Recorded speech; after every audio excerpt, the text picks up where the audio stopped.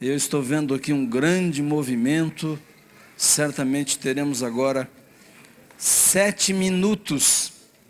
7 minutos de um precioso tesouro das nossas crianças para nós, os adultos. Que Deus as abençoe e aquelas pessoas que estão liderando as nossas crianças também.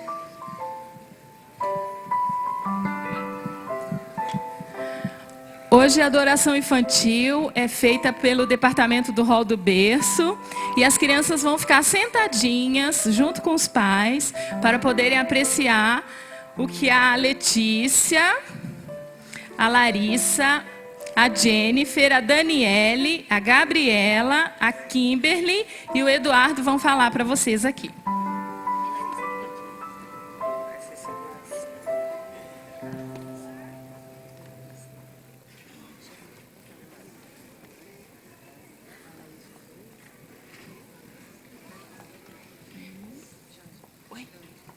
Espera aí que ela vai arrumar.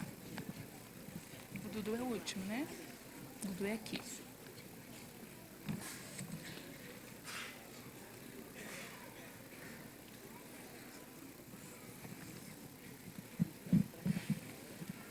As crianças vão contar para vocês coisas que a gente deve fazer num dia muito especial, criado por Deus. Um dia de muita alegria, o 7º dia, o nosso sábado.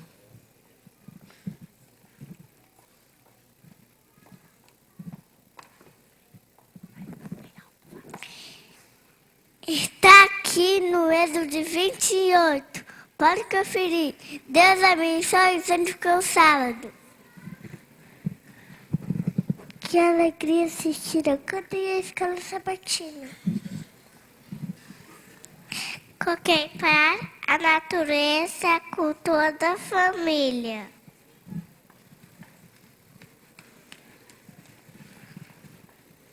Falar de Jesus para alguém. Falar de Jesus para alguém. O dia inteirinho para ficar perto de Jesus. Catarina Invenção.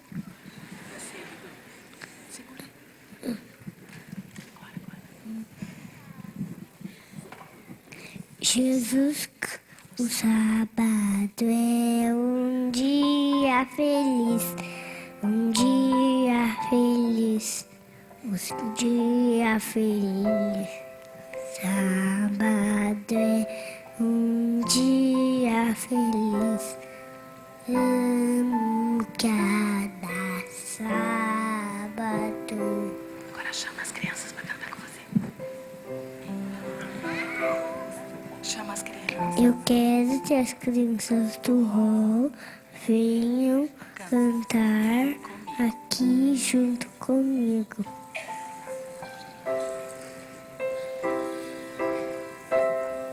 Segura o microfone.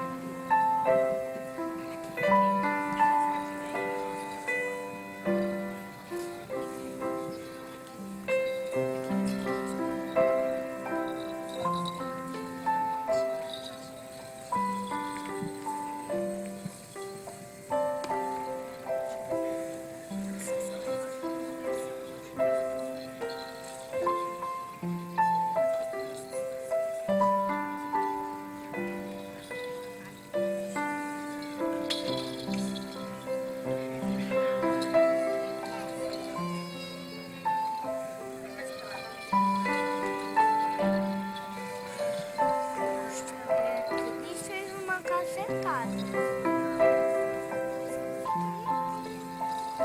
Vai, Dudu, canta. Vai. Todo mundo, vai. Vai, Dudu, de novo. O sábado é um dia feliz. Um dia feliz. Um dia feliz. Sábado é um dia feliz. Cada sábado.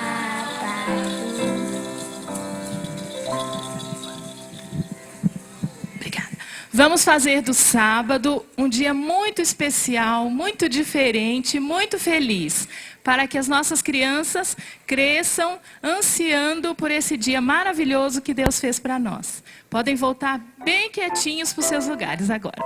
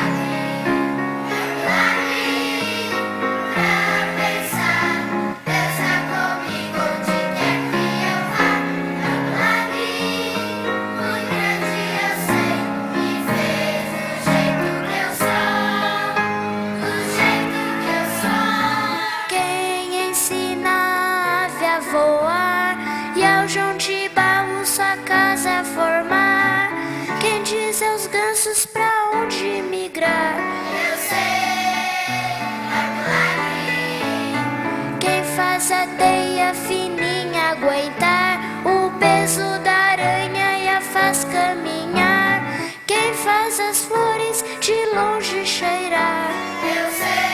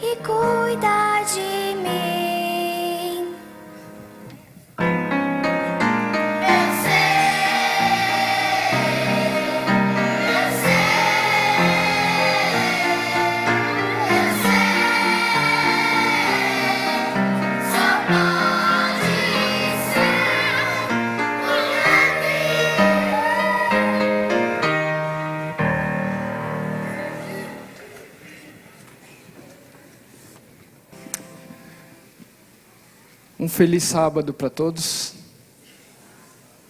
Que bom que você está aqui. como é bom estarmos todos reunidos na casa de Deus. E que grande responsabilidade nós sermos neste mundo as mãos de Deus. Deus escolheu as nossas mãos para mostrarmos ao mundo as mãos de Deus.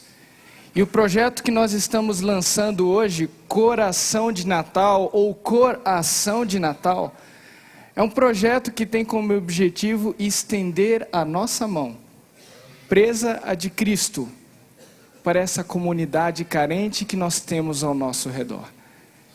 Eu só quero dizer para você uma coisa. Esse projeto não é um projeto do Espaço Jovem. Esse projeto não é um projeto dos jovens na igreja que hoje celebram na maior parte das nossas igrejas aqui no nosso campo e também praticamente no nosso país inteiro, o dia do púlpito jovem, o dia do jovem adventista. Mas também celebra esse projeto, é um projeto que corresponde a toda a nossa igreja. Todos os departamentos da igreja estão envolvidos. Todos juntos podemos fazer a diferença. Nós começamos hoje e durante os próximos 2 meses nós estaremos apelando ao seu coração para que torne o Natal de alguém um pouco mais feliz. O seu Natal vai ser feliz, eu garanto, eu tenho quase certeza. Mas que tal fazer o Natal de alguém mais feliz? Na semana que vem nós temos um outro projeto muito especial na nossa igreja. Na semana que vem nós temos um clímax do nosso ano eclesiástico. Porque a partir da semana que vem nós começamos a nossa semana de oração do 2º semestre. O nosso orador dessa semana será o pastor Elmar Borges. Pastor Elmar Borges, durante algum tempo, foi pastor da igreja do IAP, mas no ano passado ele foi transferido para a Associação Brasil Central, como diretor de jovens, departamental de jovens. O pastor Elmar vai estar conosco a partir do próximo sábado, dia 23. Coloque na sua agenda e comece a orar desde já pela nossa semana de oração, para que Deus possa operar uma transformação na nossa igreja, na nossa vida. E que o pastor Elmar possa ser, de fato, usado por Deus. Portanto, sábado que vem, você está convidado para estar aqui, para trazer seus visitantes para essa semana tão especial, que é a nossa semana de oração do 2º semestre. Nosso tema de hoje, conforme está escrito no boletim, é Tenho Fome. Eu não estou falando aqui para quem não tomou café da manhã hoje. Eu também não estou aqui provocando você que de fato está com fome. Mas existe um clamor no nosso mundo que diz, tenho fome. E quando eu falo sobre fome, eu me lembro de uma história. Eram 3 filhos, Marvin, Melvin e Milton, que cresceram, saíram de casa, foram bem-sucedidos e decidiram presentear a sua idosa mãe todos os benefícios que ela havia feito para educar e para encaminhá-los no bom caminho. Então, se encontraram e começaram a conversar. E o filho mais velho disse, não, eu vou dar o melhor presente para minha mãe. Porque eu vou dar para minha mãe um carro importado, 0 quilômetro, uma Mercedes, com um motorista particular, sempre à disposição dela. E o segundo filho, Melvin, olhou para ele e falou, esse é o seu grande presente. Eu sim vou dar o melhor presente para minha mãe. Porque eu vou dar para minha mãe uma imensa casa, uma mansão com muitos quartos. Finalmente ela terá o luxo que ela sempre mereceu. E o terceiro filho disse, o Milton disse, vocês acham que vocês dão o melhor presente? Eu sim vou dar o melhor presente. Porque esse presente que eu vou dar para minha mãe já faz 10 anos que eu estou preparando. Há 10 anos atrás, eu descobri um raro papagaio, com uma capacidade fantástica.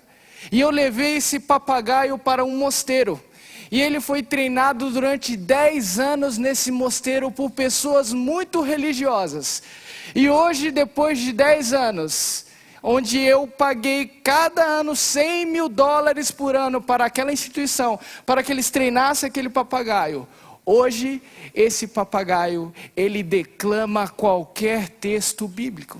E como eu sei que a mamãe sempre gostou muito da Bíblia, eu tenho certeza que esse será o melhor presente. É só você dizer um texto bíblico para o papagaio, e o papagaio na mesma hora declama aquele texto bíblico. É praticamente um Chico Bíblia o papagaio. Algum tempo depois, os 3 filhos, após darem os presentes, a mãe decidiu escrever uma carta para cada um, para dizer da sua reação aos presentes que eles haviam dado. Escreveu para o primeiro filho, Marvin: ó, meu filho mais velho, você me deu um carro importado, muito luxuoso, mas tem um grande problema.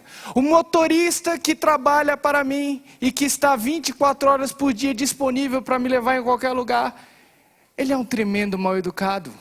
E eu sou muito velha, eu não gosto mais de ficar andando por aí, portanto, meu filho, muito obrigado, mas eu não posso aceitar o seu presente.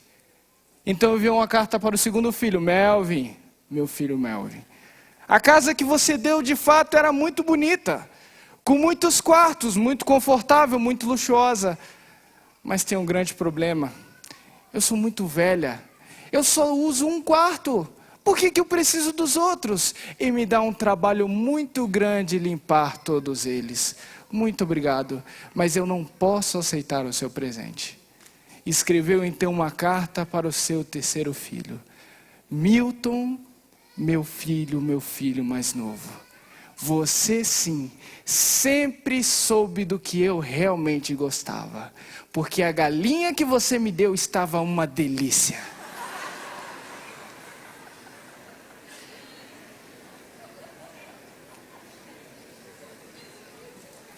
O mundo...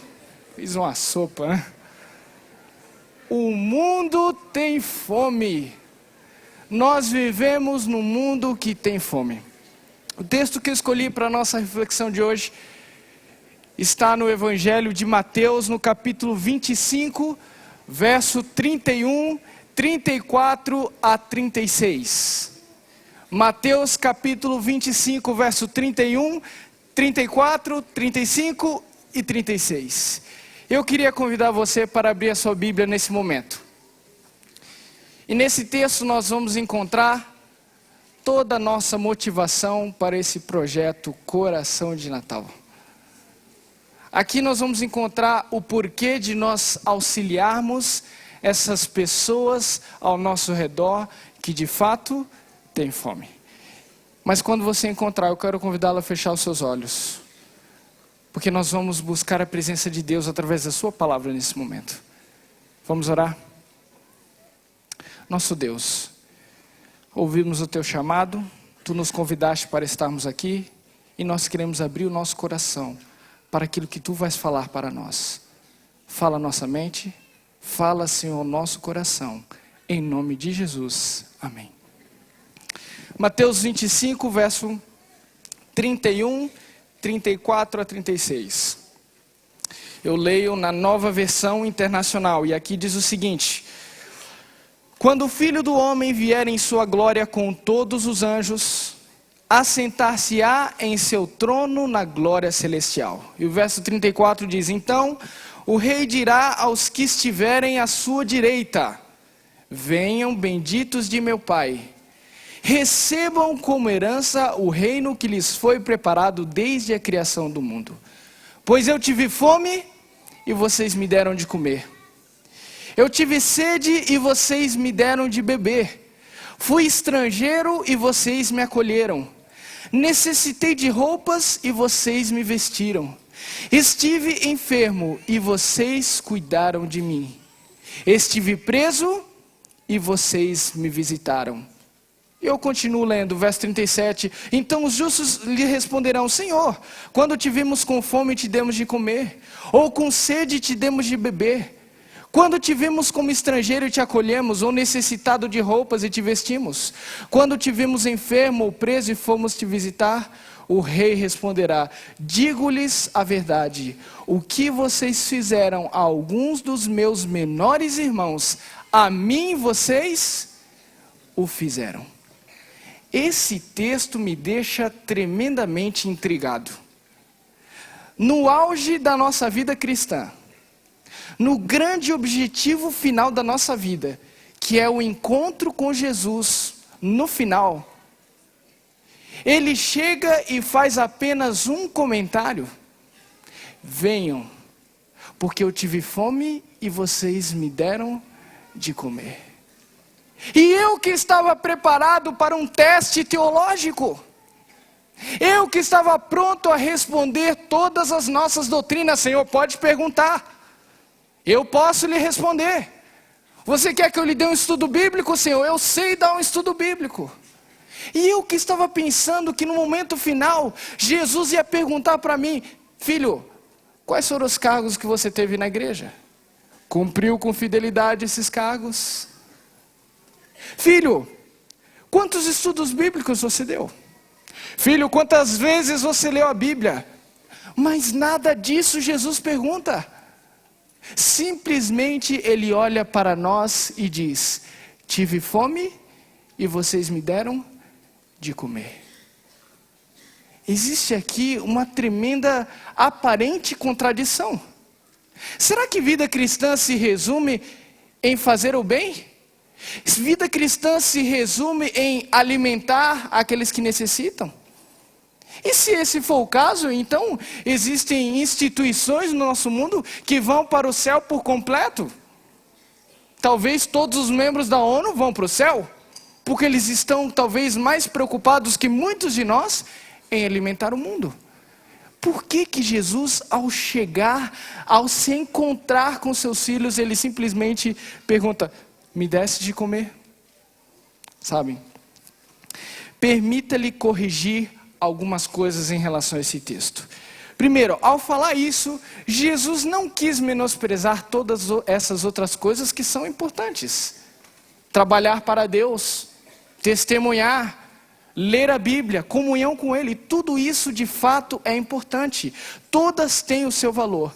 Mas quando Ele expõe esse texto, Ele nos diz que tudo que nós fazemos deve ter como alvo o amor. Aqui está a grande diferença. Todas as coisas verdadeiramente espirituais têm como consequência final o amor. É por isso que quando Jesus chega, ele pergunta: me desse de comer? Porque se você leu a Bíblia de fato, esteve em comunhão com Ele e fez tudo isso que você fez em sua vida para agradar a Deus, a consequência natural é o amor. Deixa eu tentar ilustrar de uma outra maneira. Comer uma refeição equilibrada não é sinônimo de saúde.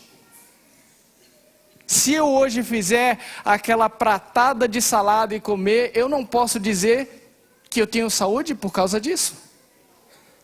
Mas se cada dia da minha vida eu fizer de uma refeição saudável e equilibrada um hábito, a consequência final é a saúde. É como se Jesus, quando chegasse, ele perguntasse: você tem saúde? Ele não vai perguntar se você comeu comida equilibrada, porque ele está interessado no resultado final da nossa vida.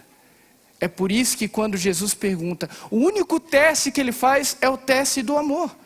E mais do que isso, como cristãos, ele estipulou o amor como a nossa meta a ser alcançada. João 13:35, o que diz lá? Abra sua Bíblia, João 13:35. Abra sua Bíblia e guarde esse texto no seu coração. Nisto conhecerão todos que sois meus discípulos, se vocês tiverem o quê? Amor uns pelos outros.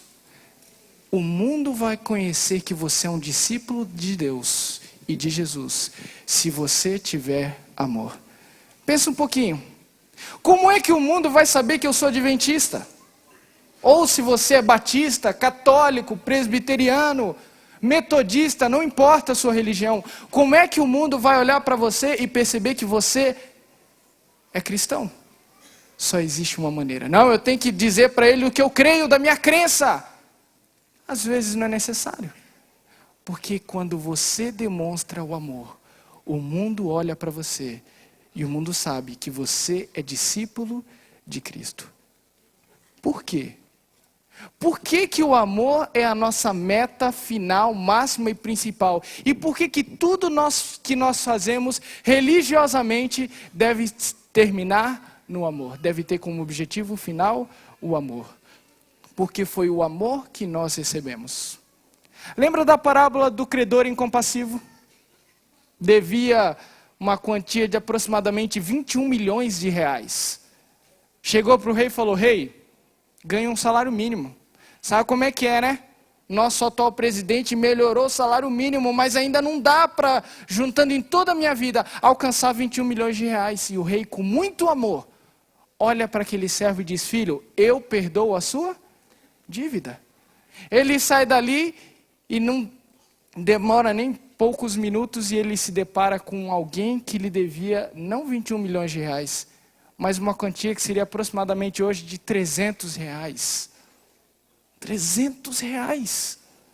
Para quem havia sido perdoado de uma dívida de 21 milhões, não era nada. Mas aquele homem era um credor incompassivo. Pega pelos colarinhos e diz: pague-me o que tu deves. O final da história você já conhece. Mas essa parábola enuncia um princípio de vida cristã. Amor recebido é amor compartilhado. Quem recebe amor, fatalmente deve compartilhar o amor. Porque se você não compartilha amor, você não recebe amor. E se você recebe amor, você invariavelmente precisa compartilhar o amor. Quem não compartilha, não recebe. Quem não recebe, não tem o que compartilhar. Amor recebido é amor compartilhado. Por que tanta importância para o amor? Porque o verdadeiro amor é a única resposta para as necessidades do mundo. Você viu aquelas cenas aqui? O mundo não precisa de condição de saneamento, primariamente. O mundo não precisa dos seus alimentos, primariamente. O mundo precisa de amor. E o amor leva tudo isso para o mundo. Deixa eu tentar ilustrar. Eu não sei se você já ouviu falar nessa mulher, Agnes Gontiabondiatio. Eu não vou repetir o sobrenome dela, que já foi uma dificuldade falar uma vez. Mas chamaremos ela de Agnes pelo seu primeiro nome. Agnes nasceu numa família de origem albanesa, que vivia na Macedônia.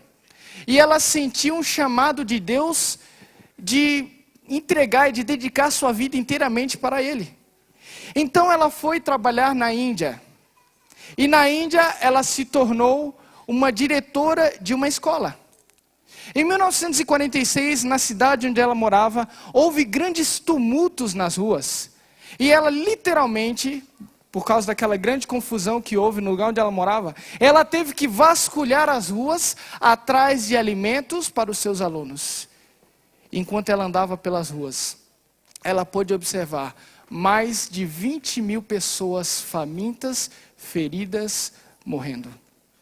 Um mês depois de ter tido essa experiência, dentro de um trem, ela sentiu Deus chamando ela, o que ela chama de um chamado dentro do chamado. Já havia sido chamada para trabalhar para Deus, mas sentiu dentro do seu chamado, um chamado para viver inteiramente para os pobres e necessitados. E ela diz que ela começou a trabalhar então nessa cidade, e ela conta um depoimento. Encontrei certo dia um homem na rua, que estava sendo comido vivo pelos vermes. Ninguém conseguia ficar perto dele devido ao seu mau cheiro. Eu me dirigi a ele para limpá-lo, e ele me perguntou: por que que você está fazendo isso? E eu respondi: por quê? Porque eu amo você.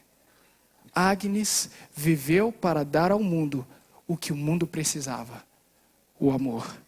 E é por isso que até hoje o mundo se recorda com muito carinho dessa mulher que ficou mais conhecida pelo nome religioso que ela colocou para si, Madre Teresa de Calcutá. O que o mundo precisa é de amor. O que o mundo precisa é de Madres Teresas de Calcutá aqui no nosso meio. Pessoas que vivam exclusivamente para amar. Porque o Evangelho é a resposta para as necessidades do mundo. Você entendeu o que eu falei? O Evangelho é uma resposta para as necessidades do mundo. O mundo tem sede, o mundo tem frio, o mundo sente culpa, o mundo está doente, o mundo tem fome. O Evangelho é uma resposta para as necessidades do mundo. Nas declarações da nossa igreja, no livro Declarações da Igreja, na página 49, nós encontramos a seguinte citação: mais de 10 mil pessoas morrem de fome por dia. Mais de 2 bilhões são desnutridos e outros milhares são anualmente atingidos pela cegueira por causa da deficiência alimentar.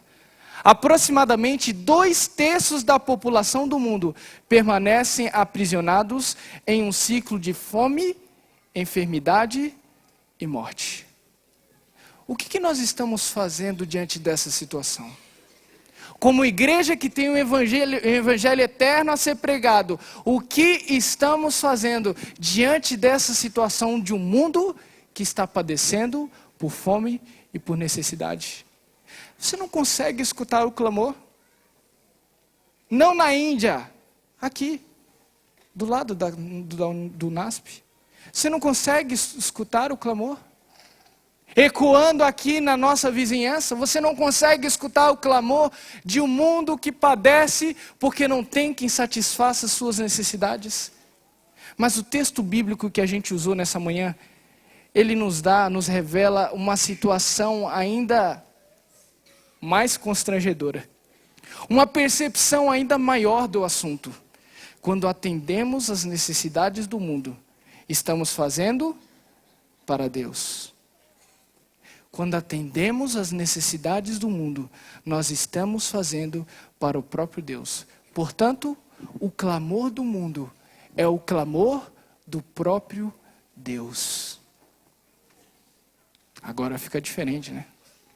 O clamor do mundo é o clamor de Deus. Você consegue ouvir o clamor de um Deus faminto? Você consegue ouvir o clamor de um Deus que está congelando de frio debaixo de uma ponte? Você consegue ouvir o clamor de um Deus que está preso? Você consegue ouvir o clamor de um Deus que está internado num leito de hospital público? Talvez, e não entenda mal isso que eu vou lhe dizer agora.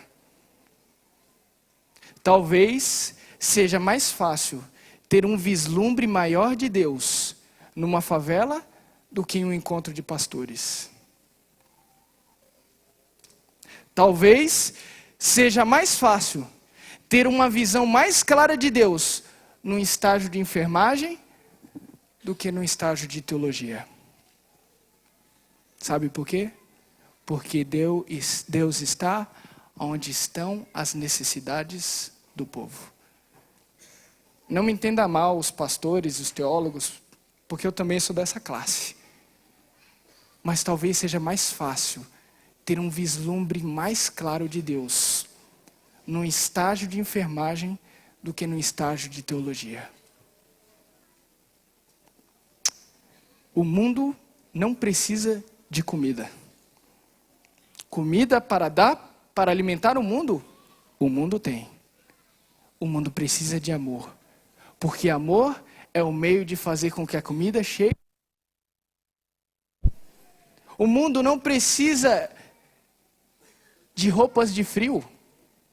O mundo tem roupas de frio suficiente para cobrir e para esquentar todas as pessoas que necessitam. O mundo precisa é de amor.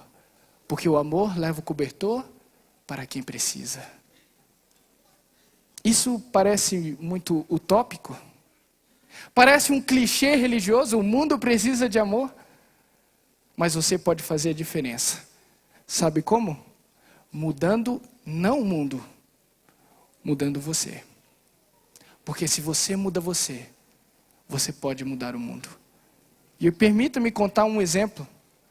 Talvez você nunca tenha ouvido falar numa mulher chamada Osceola McCarthy. Osceola McCarthy nasceu no ano de 1908. Ela começou a trabalhar aos 8 anos de idade. Depois das aulas, ela vinha e lavava roupas para ajudar sua mãe, sua avó e sua tia. Aos 12 anos, ela assumiu esse trabalho em tempo integral. Parou de estudar dali. Com 12 anos de idade, ela começou a trabalhar lavando roupas. Pegava as roupas da vizinhança, lavava em troca de alguns trocados. E através desse trabalho, ela ajudava a sua mãe, sua avó e sua tia, e ajudou elas até que cada uma delas veio a falecer. E durante 70 anos, Osceola McCarthy continuou trabalhando como uma simples lavadeira.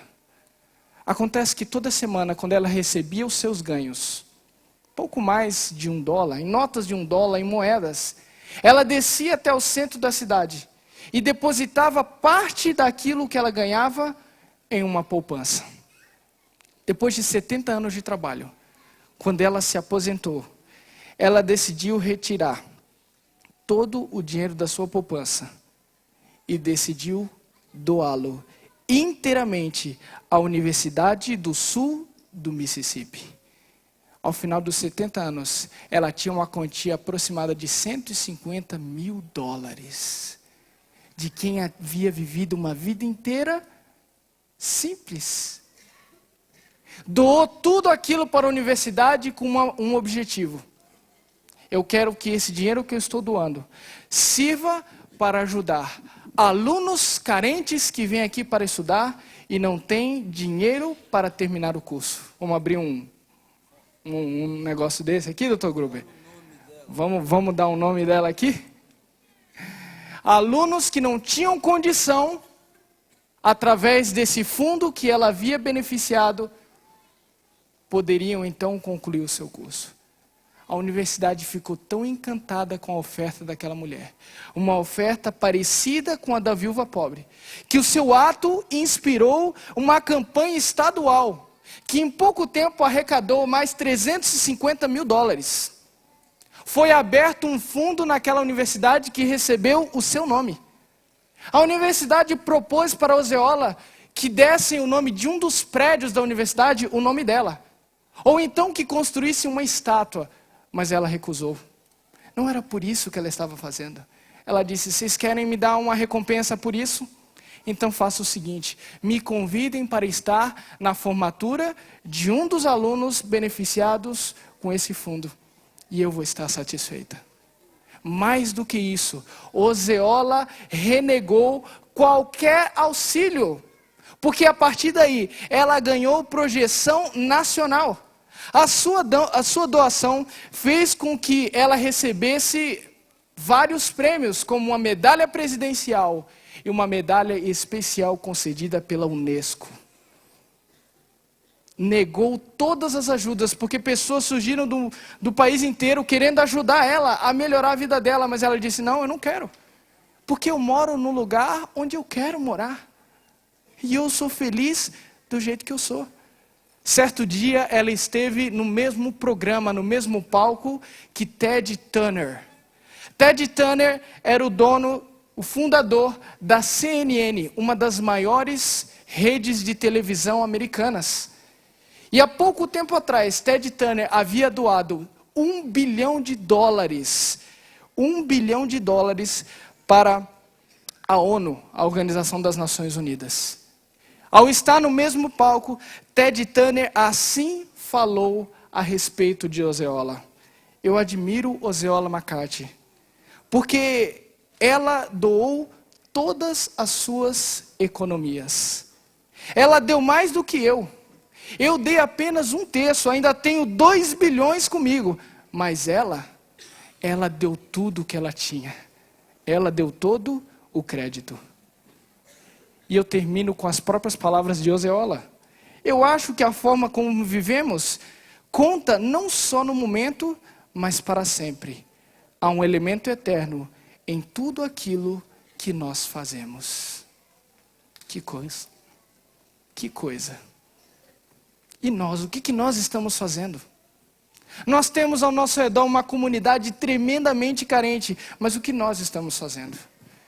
Tem uma música de um cantor americano. Ele escreveu uma letra que eu acho fantástica. Ele diz o seguinte: eu vi a face de Cristo no rosto de uma pequena garota, órfã, do outro lado do mundo. Ela estava em pé em um canto. Então, nesse momento, eu ouvi a doce voz de Jesus sussurrando em meus ouvidos: você não disse que queria me encontrar? Aqui estou eu. E agora? O que você vai fazer? E agora? O que você vai fazer agora que você me encontrou?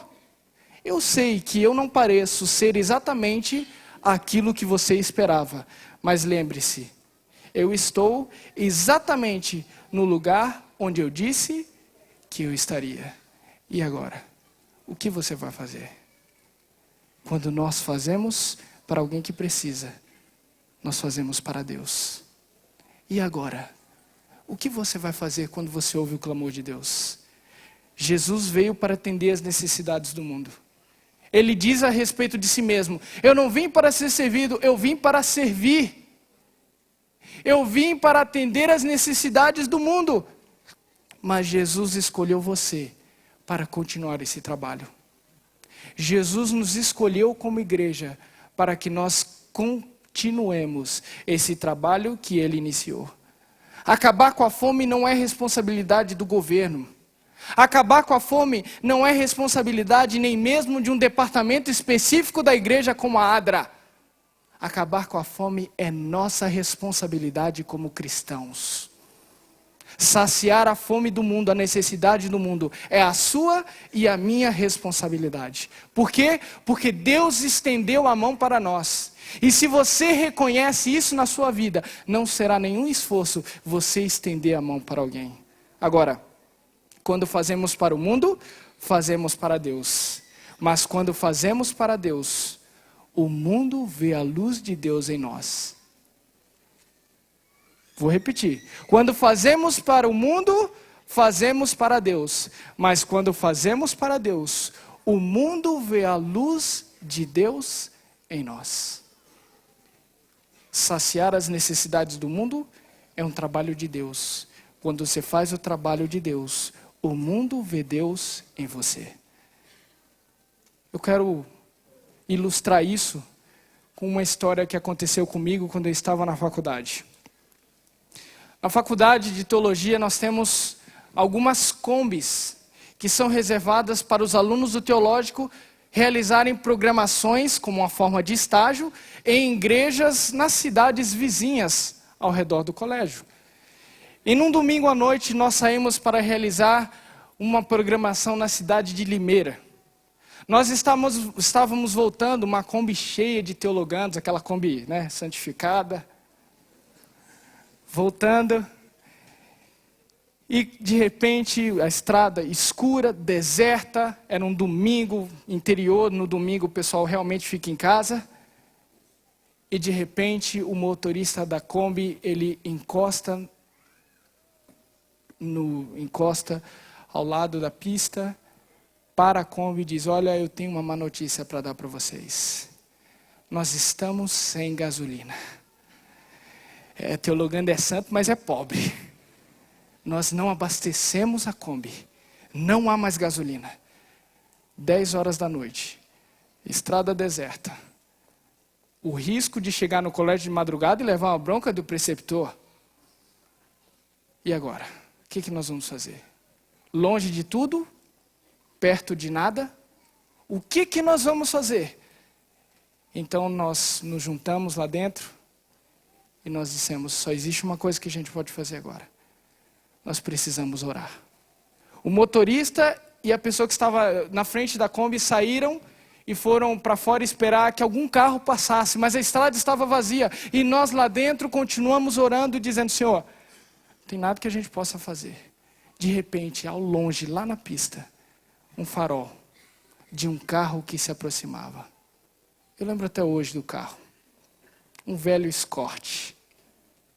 O carro foi se aproximando e os que estavam do lado de fora, o motorista e o que estava do lado dele, fizeram um sinal e o carro parou. E quando o carro parou, eu que estava dentro lá da Kombi, eu virei para os meus colegas e falei: gente, Deus enviou o seu anjo para nos livrar. Vocês querem conhecer o anjo do motorista? Podem ir lá fora, porque ele está lá fora e ele está dirigindo aquele carro. Eu falei isso, mas eu não estava acreditando no que eu estava falando. Eu falei isso quase como um clichê religioso. Mas então o motorista da Kombi entrou no carro com aquela pessoa que havia parado e continuaram seguindo. E o outro amigo que tinha saído com ele voltou para dentro da Kombi e ele estava emudecido. E ele falou: olha, vocês não sabem o que aconteceu. O que foi? Conta aí para nós. O carro que parou, quem estava dirigindo era uma pessoa vestida de branco. E quando ele parou o carro, nós olhamos para ele e dissemos para ele: olha, nós estamos com um grande problema aqui. Nosso carro faltou gasolina. E ele respondeu com aquela voz meiga e doce: vocês querem ajuda? Era um anjo. Era um anjo. E naquele momento eu comecei a acreditar nas minhas palavras. Era um anjo. E ele falou: olha, mas não é só isso. Eu perguntei para ele: como é o seu nome? E ele olhou para mim e falou: meu nome é Erif. É nome de anjo. Todo de branco, falando dessa maneira. Era um anjo. E aí eu falei: você perguntou mais alguma coisa? Ele falou: sim. Eu perguntei: onde você mora? E ele falou: de onde vocês são? E nós dissemos: nós somos lá do colégio. E ele falou: eu moro por ali. É um anjo. Ele mora por ali porque ele está conosco. Pouco tempo depois, o carro voltou. E quando o carro voltou, eu falei comigo mesmo: eu não perco essa experiência por nada. Dá licença porque eu quero ver a cara do anjo. Desci da Kombi e quando o carro parou, eu me aproximei do vidro, estendi a mão e falei: muito obrigado. Ele estendeu a mão para mim e disse: se afaste, porque você está muito perto da pista. Eu dei um pulo para trás e falei: se o anjo falou, eu obedeço. Nós entramos de novo naquela Kombi, agradecemos a Deus e voltamos todos comovidos e emocionados para o colégio. Quando chegamos lá, estava todo mundo dormindo e a gente começou a acordar todo mundo dizendo: Deus mandou um anjo para nós. Nós tivemos uma daquelas experiências que são contadas nos sermões do pastor Bulhon. Porque Deus enviou um anjo para nos salvar. E naquela noite nós quase não conseguimos dormir. Porque nós tínhamos visto um anjo de Deus que tinha vindo para nos salvar. No outro dia, por volta da hora do almoço, aquele meu colega que estava sentado na frente do lado do motorista, ele chegou para mim e falou: lembra do anjo de ontem? E eu falei: como poderia esquecer? Ele falou: pois é. Ele mora ali na frente do colégio. Os filhos dele estudam aqui. E sabe por que ele estava de branco? Porque ele era um enfermeiro.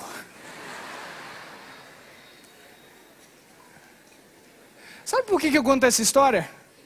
Não para menosprezar o trabalho de um anjo. Deus poderia sim ter enviado um anjo naquele momento. Mas para dizer que Deus enviou um homem. E quando nós olhamos para ele, nós vimos um anjo. Porque quando nós fazemos o trabalho de Deus, o mundo quando olha para nós, ele não vê pessoas. Ele vê anjos. Ele vê o próprio Deus. Alimentar o mundo é um trabalho de Deus. E quando você faz o trabalho de Deus, o mundo passa a ver Deus em você. O Erif não era um anjo. Talvez o Erif nem sabe dessa história. Mas naquele dia, ele foi um anjo na nossa vida. E hoje, você vai ser um anjo para essa comunidade que nós temos ao nosso redor? Você consegue ouvir o clamor de Deus? Eu quero deixar um último texto para você que está em Tiago capítulo 2. Tiago capítulo 2. Tiago capítulo 2, verso 15 e 16. Olha o que diz aqui, olha. Tiago 2, 15 e 16. Se um irmão ou irmã estiver necessitando de roupas e do alimento de cada dia, e um de vocês lhe disser, vá em paz, aqueça-se, alimente-se até se satisfazer, sem porém lhe dar nada, de que adianta? Você captou a mensagem do texto? Se você deseja que o mundo seja um lugar melhor, mas você não está disposto a fazer nada por isso, de que adianta? Será que nessa manhã você consegue ouvir o clamor de Deus? Você consegue ouvir o clamor de Deus vindo da favela do Jardim Amália? Você consegue ouvir o clamor de Deus vindo do Morro do Índio? Você consegue ouvir o clamor de Deus vindo das favelas aqui ao nosso redor dizendo, tenho fome, faz-me dar algo para comer? Você consegue ouvir o clamor de Deus vindo da Coab dizendo, tenho sede, vais-me dar alguma coisa para beber? Você consegue ouvir o clamor de Deus quando você passa ali na frente do Hospital Campo Limpo dizendo, filho, eu estou aqui, eu estou enfermo, eu estou doente, você vai vir me visitar? Você consegue ouvir o clamor de Deus quando você passa aqui na frente da delegacia da 47, ecoando das prisões dizendo, filho, eu estou aqui, eu estou preso, eu preciso de esperança, eu preciso de liberdade, eu preciso de você, você vai vir me visitar? Você consegue ouvir o clamor de Deus vindo das crianças carentes aqui do Capão Redondo, que perambulam por essas ruas dizendo, estou nu, vais me dar o que vestir? De que adianta dizer que Deus abençoe, se você não está disposto a abençoar a vida dessas pessoas? Meu querido, nessa manhã eu não vou terminar dizendo que Deus te abençoe, porque Deus já te abençoou. Ele já te abençoou demais. E se você está aqui, você é uma bênção de Deus. Nessa manhã, eu quero terminar dizendo, seja você uma bênção na vida de alguém. Amor recebido é amor compartilhado. Portanto, é amor em ação. Que nessa campanha, que todos os dias da sua vida, você possa de fato ser uma bênção na vida de alguém. Que Deus abençoe? Abençoe você, a vida de alguém. Amém.